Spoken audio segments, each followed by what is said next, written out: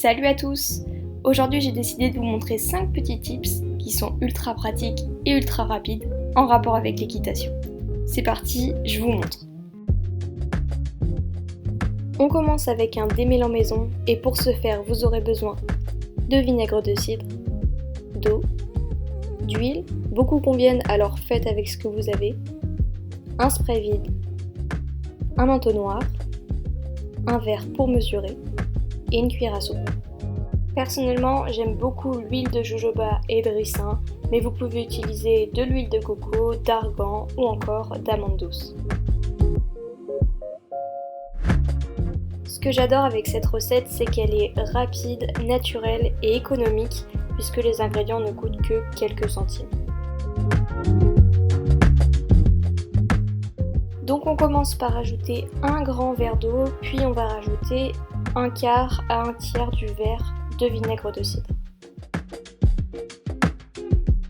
Le vinaigre de cidre a une odeur assez forte, mais elle n'est pas si dérangeante que ça. Il va apporter de la brillance au crin notamment. On va terminer par ajouter une cuillère à soupe de chaque huile. Comme je vous ai dit, chacune ont des propriétés différentes, donc c'est à vous de vous renseigner pour choisir celles qui vous vont le mieux.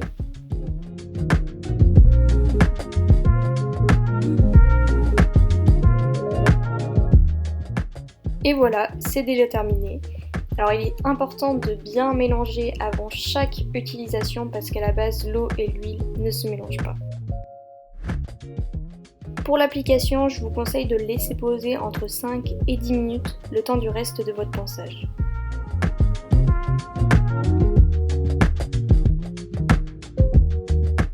On continue avec une astuce pour enlever ou du moins diminuer les petites rayures au niveau des guêtres.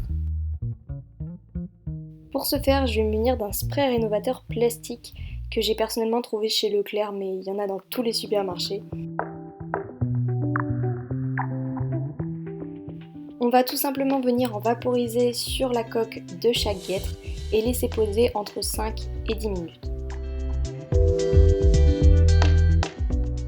On enlève l'excédent et c'est déjà terminé. C'est vraiment ultra pratique une veille de concours par exemple parce que c'est très rapide et ça permet de donner un bon coup de neuf aux guêtres.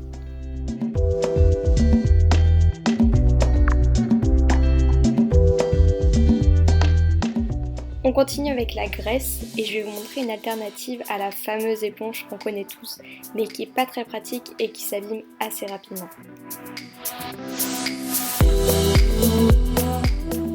À la place, j'utilise depuis des années maintenant une grosse chaussette style chaussette de ski. Il faut vraiment qu'elle soit la plus épaisse possible.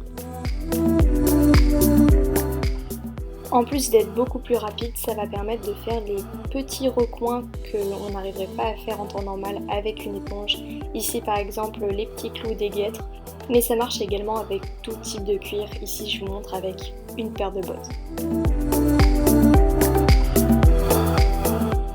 Pour ce quatrième tips, on va parler coiffure et Lilou va vous montrer comment elle fait ses couettes en concours.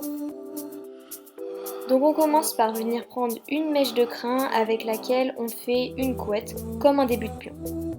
Puis on va venir faire ce mouvement qui est de rentrer la couette sur elle-même. Alors c'est un peu compliqué à expliquer donc je vous laisse voir sur les images. On termine en rajoutant un élastique pour sécuriser le tout. La petite astuce, c'est de disposer un élastique comme ceci sur le peigne afin de pouvoir faire des couettes bien uniformes. Ici, pour faire le mouvement, on voit que Lilou fait un petit trou dans la crinière et passe le reste de la couette à l'intérieur. Vous n'avez plus qu'à faire la même chose sur le reste de la crinière et ce sera terminé. L'avantage, c'est que vous aurez une crinière élégante sans pour autant passer 3 heures à faire des pions. Pour poursuivre, je vais vous montrer comment bien laver votre tapis de selle. Pour commencer, on va brosser notre tapis avec une Magic Brush par exemple, ça marche très bien. C'est important d'enlever le maximum de poils parce que la machine ne peut pas le faire toute seule et en plus, ça pourrait la boucher.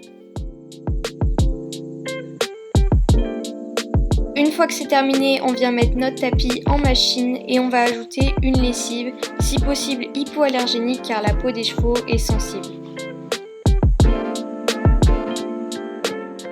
La petite astuce, c'est d'ajouter 1 ou 2 balles de tennis. Personnellement, je fais ça depuis que j'ai mon tapis et ça m'a vachement aidé à le garder bien rembourré et bien moelleux. Pour le programme de la machine, j'ai l'habitude de mettre express, mais si vous avez peur pour votre tapis, vous pouvez très bien mettre délicat si vous avez un velvet par exemple. Surtout, je vous déconseille 2 choses. La première, de laver à plus de 30 degrés et la deuxième, d'utiliser un sèche-linge. Et voilà, c'est la fin de cette vidéo.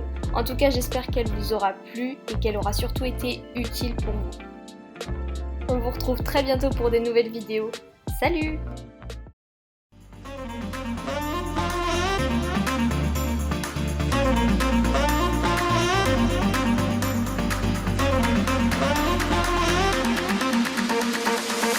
Do you wanna dance?